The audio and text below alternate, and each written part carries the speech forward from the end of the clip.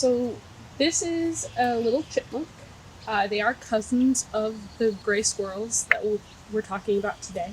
Um, they're both a type of rodent, which is a really common mammal that we have here in Minnesota. Um, these little guys are different because they have 4 toes as opposed to 5 that squirrels do. So they have to eat using both of their hands, or both of their paws rather. Otherwise, they can't crack the nut open quite as much. Now, one common thing with rodents is the fact that and there's a turkey too, their teeth are always growing, so they actually need to be chewing on things like bark and wood or hard seeds to help their teeth grind down. Otherwise, their teeth will get too big and they can actually potentially grow through the skull, which is not a really good plan. No one really wants that. So they also store their seeds in their cheeks, very similarly to squirrels. Squirrels will do that as well until they find a nice little hiding spot for their seeds and their nuts. This is an example of a gray squirrel that Scott actually tanned for us. Gray squirrels are really common here in Minnesota. You can often see them on bird feeders, around your yard, pretty much anywhere. They're really cool to just watch their behaviors.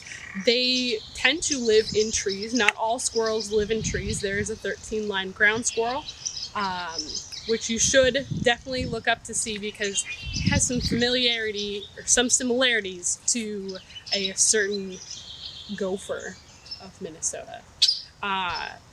But gray squirrels, they do live in trees. They build their nests out of sticks and leaves, and they look like a really big clump of leaves way up at like a V in a tree. See if you can find some before all of our leaves start really coming out. They're really cool to see. Those are called drays. Drays are just their nest. That's where they home for the winter. If it's too cold, it keeps them nice and warm and insulated, because although they have fur and they're still around in the winter time, there are days that it gets too cold. There are days that we don't want to go outside because it's too cold. Squirrels are also really known for their tails. Their tails are really extraordinary for several different reasons. One is because it allows them to balance on trees. When they're doing their balancing and trying to leap from branch to branch, their tail acts as like a type of rudder, so that way they can go from branch to branch and not fall.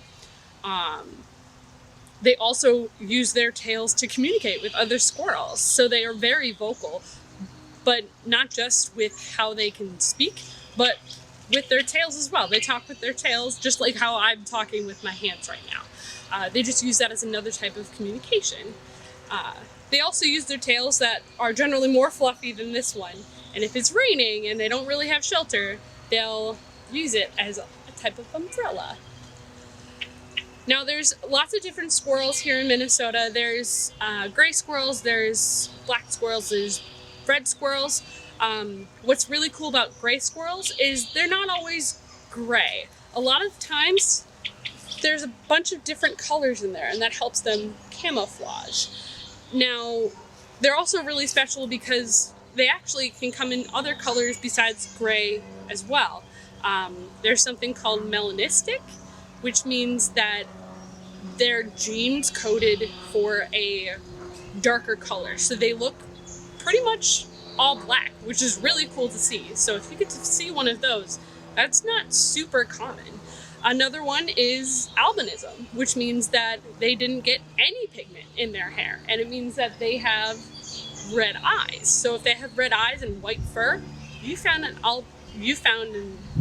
a squirrel that has albinism. Or an albino squirrel. They're really known for climbing their trees. They have really sharp claws to help them climb up the trees. It makes them really good climbers. And they are out during the day. So see, when you're out and about doing nature hikes or even in your yard, I highly recommend go around, pretend to be a squirrel, see what happens. Leap, run around, try to find some seeds that maybe get planted the next year. Dig around, see what happens. See what behaviors you can find, and tell us what you notice when you are looking at the squirrels. Hi everyone. Today we're going to read the story called The Busy Little Squirrel by Nancy Tafuri. Find out what the squirrel's up to. The Busy Little Squirrel. Looks like he's leaping. So, leaves were falling, the air was getting cold.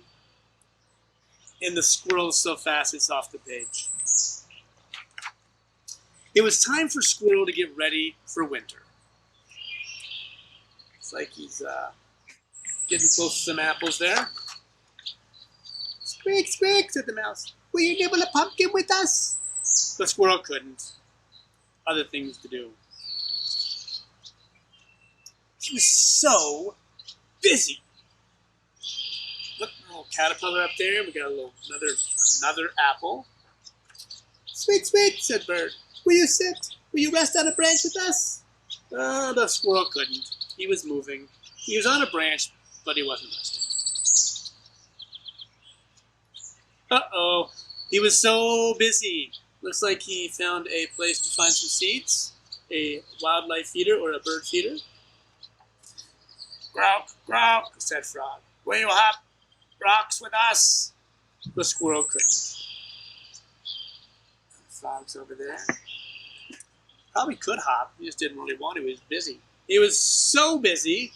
He's grabbing some more stuff here by the pond.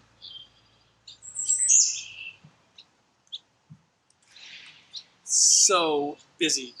Acorns, one of their favorites. A good solid nut that holds throughout the whole winter.